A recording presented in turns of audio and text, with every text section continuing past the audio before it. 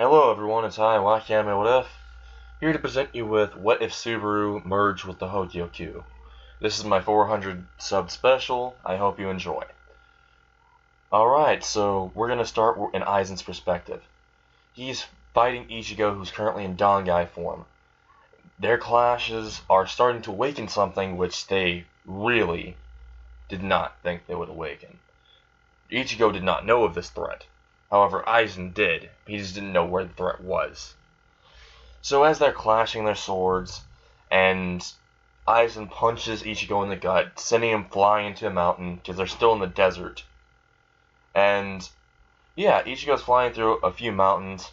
Ichigo just gets up, pats his clothes off like it's nothing, charges back in, and slashes with Aizen. And Ichigo's still toying with Aizen, and Aizen's literally trying to block Ichigo's attacks, but they're still getting through. So Aizen is torn up immensely from Ichigo's attacks, and the Hogyoku is currently pulsating with power, because it's getting Aizen into his supposed final form. And yes, this burst of energy is reaching to a seal which they are not currently aware of. There's a sealed person under them. And, yeah. Aizen's actual Hogyoku's power is starting to break the seal. Their clashes are breaking the seal, they just don't know this. So they continue clashing.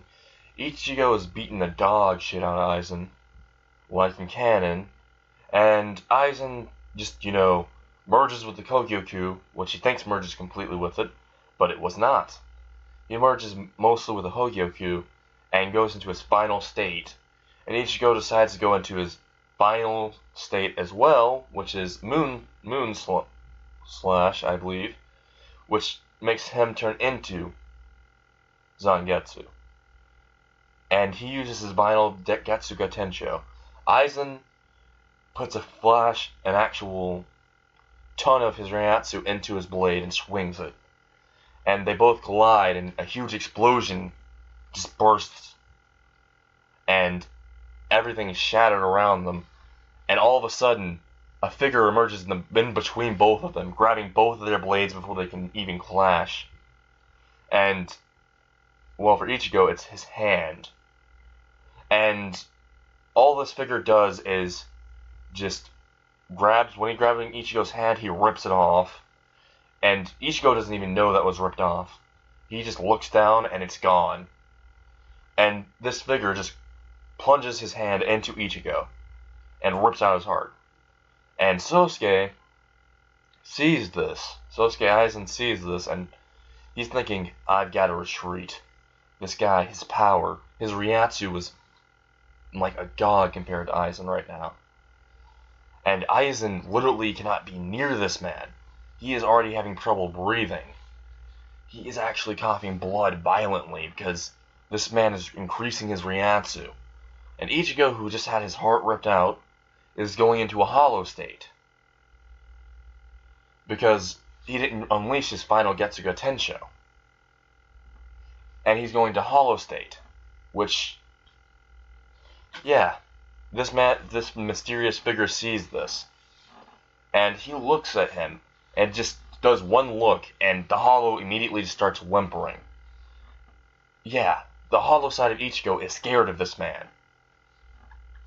And, yeah, the hollow side of Ichigo is scared, but decides, I'm going to go ahead and still go in. So he picks up Ichigo's blade, which emerged from Ichigo, and he started trying to slash at him. He regenerated his arm, and is trying to slash currently at this unknown figure. Which, yeah, this unknown figure, as soon as Ichigo's all the way in front of him, an inch away from his face, all the figure does is just put his hand in front of him, in an actual just palm in front of him, and bops Ichigo in the head one good time, and Ichigo's head completely combusts. And he just falls to the ground, lifeless. And while he's distracted, Aizen is trying to run away. He has his blade in hand because the unknown figure did let go. Didn't let go, but, well, his grip loosened. So Aizen's trying to fly away and get away from him, because he figured if he can completely, merge with the Hogyoku, because he already knows he's not completely merged with it. When he's told Ichigo that he was completely merged with it, that was just a bluff. And yeah, the unknown figure sees him, and he senses something inside of Aizen that he wants. And he's trying to remember what it was. He remembers some guy named Kisuke, who was very, very young at the time, mentioned something about a Hogyoku, something that had hollow powers and some other stuff. Honestly, this unknown figure didn't really care. He just knew it was power that he wanted. So as soon as Aizen thought he was out of the way, like after he flies like 700 miles, yeah, this man legit just does one flash step and gets all the way to 700 miles and is in front of Aizen right now. And Aizen has the I'm shitting bricks face. And unknown figure just rips straight through Aizen and rips out the Hogyoku. Just goes straight through his chest and rips it out. And Aizen's in his head thinking, this must be how Rukia felt. And he's slowly fading. But he's going into the Hogyoku. The unknown figure is trying to figure out how to use this exactly. So he just flies downwards and descends. And he's already in front of,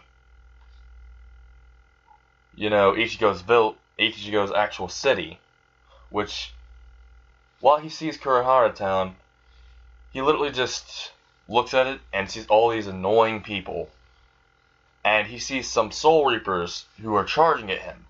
And he just merely does one little thing. He just points out his hand and says, Shakaho. He didn't even have to say anything. He just had to say just the word, not even what number it was or anything. He didn't even have to say Shakaho. He could have just put his hand out and done it. Because this man is literally an ancient Soul Reaper. He is so ancient that even the head captain Yamamoto would not stand a chance to this man. Head Captain Yamamoto couldn't really do actual Bakudo without chanting. But this man's so ancient that he figured it out. He was so strong that he didn't need to chant anymore. Him just saying Bakudo basically was enough to wipe out half the fucking Urahara town. Half of it was wiped out by just him saying it once. And Ichigo, well, his corpse, which is still 700 miles away from him, is slowly regenerating. Because Kisuke figured if anything happened to Ichigo, he'd give him a little nudge. Before Ichigo went to the fight with Aizen, Kisuke actually shot something into Ichigo, which Ichigo did not know what it was. But it would save him in case anything like this happened. So Ichigo's head slowly regenerated back, and it was like just so you know, it's a prototype, so he didn't know if it was going to actually work. So Ichigo just is awake now, and he senses an immense power level, an immense spiritual pressure in Urahara town, and he just flash steps there. But right when he reaches there, he notices that half of it's destroyed, everything's engulfed in flames, and he sees this one mysterious figure just above everyone he cares about. Orihime is impaled. Literally, the unknown figure just went up towards Orihime, who was continuously screaming because, well, some of her friends was on the other side of Urahara town, and they were just obliterated. And she is crying, screaming, and this annoys the unknown figure. Unknown figure descends, walks slowly towards Orihime, and just plunges his hand straight through her heart, and just rips it out. And he crushes it. And Orihime just falls to the ground lifeless, bleeding out to death. Is already dead, but just bleeding out nonetheless. And her last thoughts were, Ichigo will save everyone, right? Before she died. And Ichigo, who's just now gotten back, saw that just at the end when it happened. And he is enraged. He is furious. He is charging wildly at this unknown figure. And this unknown figure is just literally flash stepping around Ichigo like he's a little kid. He's literally just dodging everything Ichigo's throwing at him. Every single Getsuga Tensho he's doing, nothing really even goes near him. And when he just has enough of it and decides, I'm going to go final Getsuga Tensho, just to get rid of him, he does it once more, because he didn't use it last time. He uses it on the unknown figure, and the unknown figure just lets it go. He just doesn't even go towards him or anything. And as soon as he uses it, all the unknown figure does is he pulls out his Zanpakuto out of himself. He merged with it. But unlike how Aizen merged with it with a Hogyoku, well, this unknown figure had an ancient way of merging with the Zanpakuto. He ate his Zanpakuto. He consumed it, the spirit in the Zanpakuto, merging with it. So he is a Zanpakuto and he is a Soul Reaper at the same time. And he just wipes his blade, just slices one time with his blade, and just the pure amount of strength behind it just literally sends Ichigo's final Getsuga Tensho back at him. But once it goes right back at him, Ichigo's thinking, is this how I'm going to die? And before he could even have any flashbacks or anything, Ichigo's dad pushes him out of the way. Flash steps and pushes him out of the way. And Ichigo just sees his dad one last time before the attack goes straight through and obliterates him. There's nothing left anymore. Ichigo just is looking down at this huge crater that used to be his dad, and is crying, and just screaming that he failed. But he's looking at the unknown figure in such hatred, such anger. He doesn't want it to go his way. And Urahara, who has just witnessed this, has just arrived and witnessed that display, literally just flash sets behind Ichigo, chops him on the neck, lays him on the ground, and Kisuke says, I didn't want to have to do this, but guess I have no choice. The prototype could very much rip the fabric of space and time, or even destroy the dimension itself. Let's just hope not. I mean, either way, we're all screwed. He developed this little device, which he thought could go through different worlds and stuff. So he thought it was pretty neat. And try to learn how to go to different worlds so they can save more souls from becoming hollows. Because some hollows actually came from different worlds, which they found out later on. In this world of Bleach. So, yeah. Kisuke pulls out the small little device, and he throws it to the unknown guy, and the unknown guy's about to slash at it, but a portal appears right in front of him. Once his Zanpakuto just immediately taps into it, he is sucked into it. And before he's getting sucked into it, he just uses a ton of Ryatsu and he splits it in pieces, just breaking it. And Kisuke is just shocked and very scared. But the little fragments of the portal that was supposed to seal him away or teleport him to another world so they didn't have to deal with him, well, it shattered into pieces. And the little pieces sucked in the Hogyoku. One of them sucked in the Hogyoku. And the actual unknown ancient Soul Reaper screams saying, no, what have you caused? And he's yelling at Kisuke. And he's charging at him. And Kisuke notices that one little fragment's in front of him. So he's just literally antagonizing the unknown Soul Reaper, ancient Soul Reaper, even more. And then he says, Kuraba, your time is up. Just accept it. And Kuroba, which is the unknown Soul Reaper, because Kisuke knew about him.